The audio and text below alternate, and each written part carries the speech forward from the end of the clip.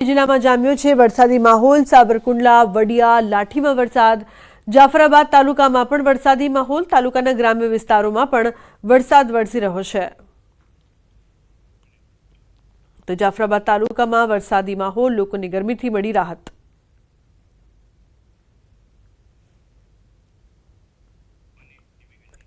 અમરેલી જિલ્લામાં વરસાદી માહોલ છે। લાઠી શહેરમાં ધોધમાર વરસાદ શરૂ થયો છે। આસપાસના ગ્રામ્ય વિસ્તારમાં પણ વરસાદી માહોલ। ધોધમાર વરસાદના કારણે રોડ રસ્તાઓ પાણી થયા।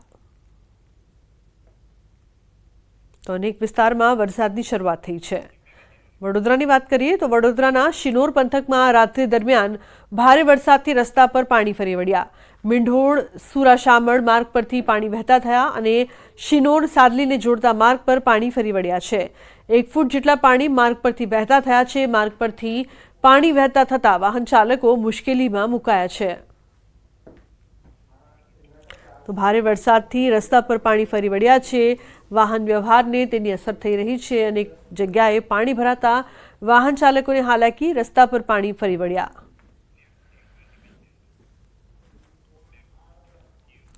તો વડોદરા શહેરમાં ભૂવા પડવાનો સિલસિલો હજુ પણ યથાવત છે। અકોટા ગાય સર્કલ પાસે મસ્ત મોટો ભૂવો પડ્યો છે। કોર્પોરેશને બેરિકેડિંગ કરીને જગ્યાને કોર્ડન કરાઈ છે। મેયર પિંકીબેન સોનીએ લીધી છે સ્થળની મુલાકાત। વર્ષો જૂની ડ્રેનેજ લાઇન બેસી જવાના કારણે ભૂવો પડ્યો હોવાનું સ્વીકાર્યું। ડ્રેનેજ લાઇન લીકેજ હોવા અંગે અધિકારીઓનું ધ્યાન દોર્યું હતું। યોગ્ય પુરાણ ન કરવાના કારણે ભૂવા પડ્યા છે તેવું મેયર દ્વારા કહેવામાં આવ્યું। ભૂવાઓ પડતા હોય છે કારણ કે મોટો જવાબદાર જોવા જઈએ તો એન્જિનિયરો છે। કારણ કે જ્યારે એમને ખોદકામની પરમિશન આપી છે, જ્યારે એ લોકોએ અંડરગ્રાઉન્ડ વાયરો નાખ્યા છે, તો એ ટાઈમે એ લોકોએ કેવી કામગીરી કરી છે એ જોવાનું એમની ફરજ બનતી હતી, પણ એ ફરજ ચૂક્યા છે। એન્જિનિયરોના પાપે આજે તમામ જગ્યા ઉપર ભૂવા પડેલા છે। વડોદરા શહેરમાં ગત મોડી રાત્રે ભારે પવન સાથે વરસાદ વરસ્યો અને વરસાદ વરસતા ઠેર ઠેર પાણી ભરવાની સમસ્યા જે છે તે સર્જાઈ હતી। વરસાદી પાણી તો ઓસરી ગયા, પરંતુ વરસાદ બાદ જે ભૂવા પડવાનો સિલસિલો છે તે યથાવત છે। દ્રશ્યો તમે જે જોઈ રહ્યા છો તે ગાય સર્કલ પાસેના દ્રશ્યો છે અને ગાય સર્કલ પાસે વાહન ચાલકો અહીંયાથી પસાર થઈ રહ્યા હતા। એ દરમિયાન જે મસ્ત મોટો ભૂવો છે તે પડ્યો છે। ઉલ્લેખનીય બાબત છે કે રસ્તાને નીચેથી ડ્રેનેજની લાઇન અને પાણીની લાઇન જતી હોય છે, પરંતુ આ જે લાઇન છે લીકેજ થવાના કારણે નીચે જમીનનું ધોવાણ થતું હોય છે અને ત્યારબાદ જે ભૂવો છે તે પડતો હોય છે। એટલે વડોદરા કોર્પોરેશનના જુદા જુદા વિભાગો છે તેમના વચ્ચે સંકલનનો અભાવ હોવાના કારણે આ પ્રકારની પરિસ્થિતિ છે તે સર્જાતી હોય છે। વડોદરા શહેરના મેયર પિંકીબેન સોની જે છે તે અહીંયા સ્થળ મુલાકાતે આવ્યા છે અને રસ્તો જે છે તે જોઈ શકાય છે કે કેટલી હદે વાહન ચાલકો અહીંયાથી પસાર થતા હશે। ખૂબ જ મોટી સંખ્યામાં વાહન ચાલકો જ્યારે અહીંયાથી પસાર થાય છે ત્યારે વડોદરા શહેરના મેયર છે પિંકીબેન સોની, તેમને જોઈ શકાય છે કે પિંકીબેન સોની અત્યારે અહીંયાથી પસાર થઈ રહ્યા હતા।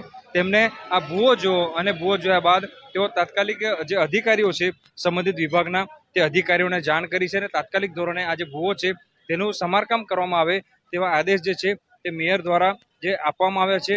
ઉલ્લેખનીય બાબત છે કે જ્યારે પણ વરસાદી માહોલ જામે છે અને વરસાદી પાણી ભરાય છે ત્યારબાદ વડોદરા શહેરમાં ઠેર ઠેર ભૂવા પડવાનો સિલસિલો જે છે તે જોવા મળતો હોય છે અને જે ગાય સર્કલ છે ત્યાં આ જ પ્રકારની પરિસ્થિતિ સર્જાય છે। હજી શરૂઆત છે, વરસાદી પાણી ઓસર્યા છે।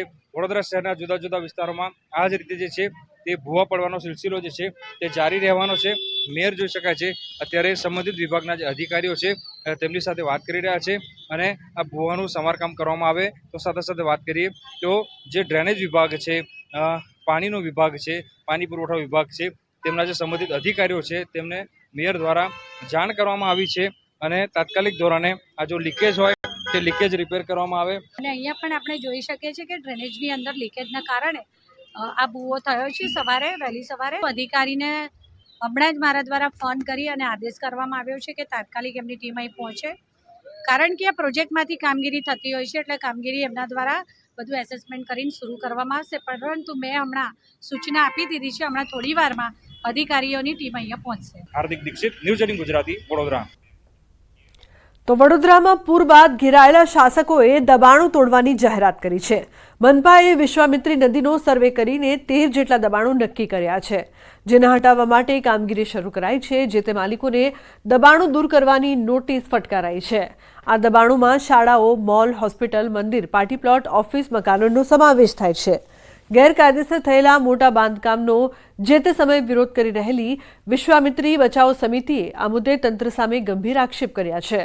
લોકોની આંખમાં ધૂળ નાખીને દબાણ હટાવવાનું નાટક કરી પૂર પીડિતોને ગેરમાર્ગે દોરાઈ રહ્યાનો આક્ષેપ કર્યો. તો કોંગ્રેસ પણ આ મામલે સ્થાનિક તંત્રની કામગીરી પર સવાલો ઉઠાવ્યા. કિનારાની ગ્રીન ઝોનની જમીનોનો ઝોન ફેર કરનાર અધિકારીઓ સામે પણ કાર્યવાહીની માંગ કરી. જે ગેરકાયદેસર બાંધકામો છે, જીડીસીઆરના નિયમોની જે અવહેલના કરી અને બાંધકામ થયેલા હશે, જે માર્જિનમાં એન્ક્રોચમેન્ટ કર્યા છે, આ તમામ બાંધકામો તોડવા માટે કોર્પોરેશન કટિબદ્ધ છે. હાલ 72 કલાકની નોટિસ આપી છે. એમના જવાબ પછી આગળની કાર્યવાહી કરવામાં આવશે. આ લોકો જે 13 દબાણોની વાત કરીને જે વાહવાઈ લૂંટવાનો પ્રયત્ન કરે છે, પરંતુ વડોદરાની પ્રજા આ લોકોને જાણી ગઈ છે કે આ જે 13 દબાણોની વાત કરવામાં આવે છે એ 13 કરતાંની વડોદરામાં 50 દબાણો છે જે તૂટી શકે એવા છે, કે જેના કારણે વડોદરામાં પૂર આવ્યું. માત્ર આ 13 દબાણોના કારણે પૂર નથી આવ્યું, આના સિવાય બધા બહુ દબાણ છે.